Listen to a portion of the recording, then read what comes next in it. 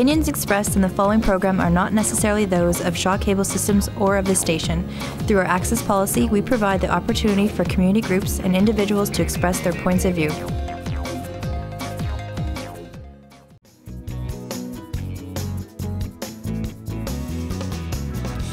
Hi, you are watching Lit Happens, Saskatchewan's showcase for literary talent of the province.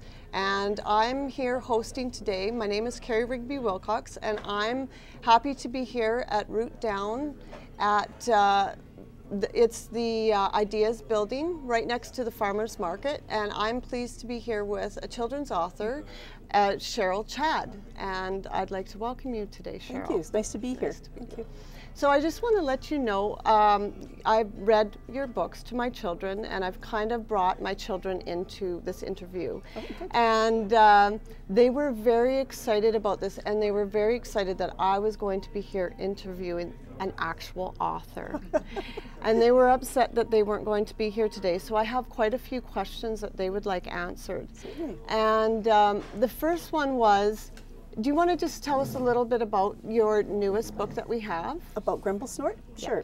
Sure. Grumble Snort is a story about a little girl who befriends a dragon who has a terrible case of the hiccups. And his hiccups are so bad he sets the forest on fire all the time. And she finds ways, devises ways to try to get rid of his hiccups using the old conventional methods, and finally succeeds, but finds out he has really bad breath. So she comes up with another solution for the bad breath, and at the very end of the book, everybody's happy, and Grumble Snort is back to his fearsome self. But the moral of the story, basically, or the idea I want to get across, is that befriend your dragons. Dragons can be scary, but you know, you can make friends with them, and you can tame them.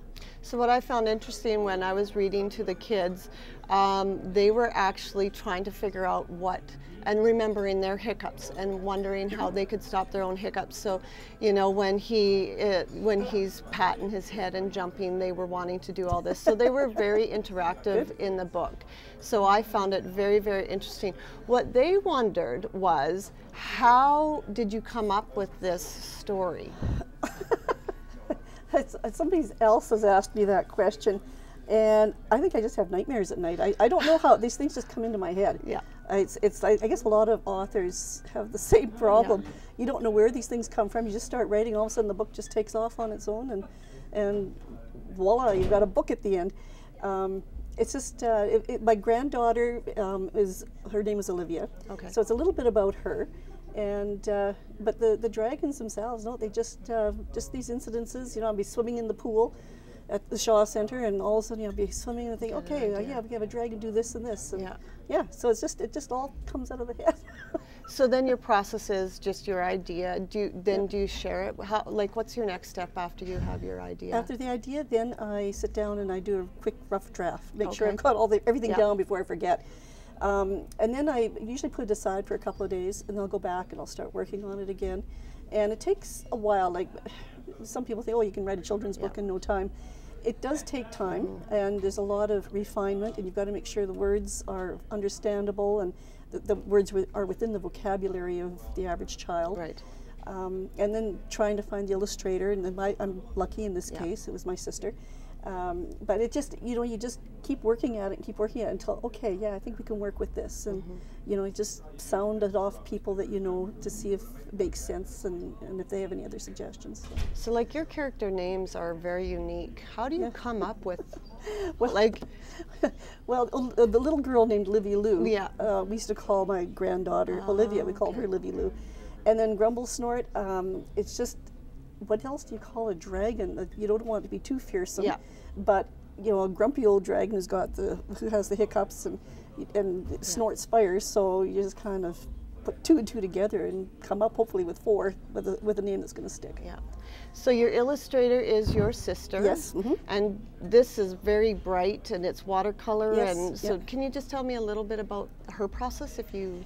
Well, I'm not quite sure what her process is. She is a watercolor artist. She has never done cartoons or pictures like this. She does landscape, and it was quite an education for her to get into this type of work. And she had a lot of problem with the watercolors that she was using at first because they kept running into the page. And then she went down to an art store and they told her, well, try this and this. And I don't know that much about the art part of it, so I can't speak too much about it. But she's a bit of not a procrastinator, but just takes her time to get going. And I was really fortunate because she ended up with a sinus condition. Couldn't do anything except stay home and get better. So it was a good time for her to work on this. Yeah. Well, the dragon is bright and fun, and you know, his movements and everything, and the characters come alive in there. So she did really well. She did. Yeah, she did. She used her son as the model for the dragon. So a lot of the expressions that you see on the dragon's face are actually her son making these, like with his eyebrows and things going all over the place. So that's cool. So I'd like to talk about, this was your actual first one, That was the first book. And so I also read this to the kids, and what they really liked about it, I think it's because they were a little bit older too, and they are in the 9 to 10 age, but what they liked is that this one right here talks about a lot of the issues that's going on in school right now. And so this, do you want, well, I'll let you explain it. Cause well, I'll tell you a little bit about the story. It's actually, it's based on my grandson, Jack. And he and his grandfather used to do this crazy little magic show at Christmas time, and it was hilarious. It was just really funny, and that's where the idea came from. And I was going to do a picture book just with that one idea, and then it kind of started to evolve, and I thought, okay, well, he's a little boy who's a wizard. He's going to get his powers. So the first chapter is all about how he finds out he's a wizard by accident, gets these powers that he can't control, and Grandpa has to help him out. Then the next story is about bullying. And that is a really, to me, a very, very important topic. It's a schoolyard bully, and basically what you don't do to fix the bully. And Jack, he has his powers, and he tries to use magic to fix this little bully, and it doesn't work quite so well. He turns him into a number of characters, like a number of different animals. And I think that's what the kids really enjoyed, was all of those characters. And it was fun coming up with those names, the skunk, the gunk, and the goink. But anyway, so he has to go back to Grandpa to get some help to change him back into a boy. And then the third story is about the environment. And actually, I got that idea when I was out walking my dog one day, just in the area of town where I live. And there's a beautiful little pond, and it was just so full of junk. And it was really upsetting, you know, to see all this. And so anyway, I thought, you know, if we could just all get together and just pick up a little bit of trash when we go for our walk, you know, it would we'd get the place nice and clean again. So that's where that story came from, and so it's basically how everybody can pull together to clean up the environment. I think this is a really good school resource for the kids. Good, thank you. Yeah, I think that's a good one. And so what's next? What's next? Well, I'm working on a series of books now for older children, 9 to 12-year-olds. The first one, it's a back to series. It's kind of time travel. Kids seem to really enjoy that kind of science fiction stuff. And I like writing about it too. And the first book I did was about Batoche. So I wanted to be historical Canadian history. And these 3 children go back in time to Batoche. Now that book is done, and I have it with a publisher right now, and I'm keeping my fingers crossed that it's going to find a good home. The next one is about the last spike that was driven in the Canadian Railway in a place called Craigallaghy, and that's in the mountains. So that one we did a little bit of research this summer. I think I'm going to have to ride a train though from Edmonton to Vancouver just to see what it's really like. That'd be interesting. But that's going to be a lot of fun to write. So I've just kind of gotten started on it. So your books can be found? McNally Robson has them right now. They are through. You can get them through Chapters online. None of the stores here in town, I don't think, are carrying them right now, but they can be ordered online if that's what you. If people would like to do that. Okay, perfect.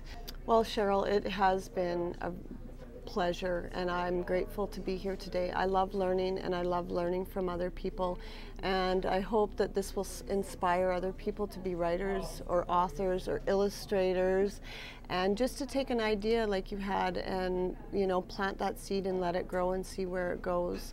So thank you very much for being here. Thank you for having me. It's been a pleasure. Thank you.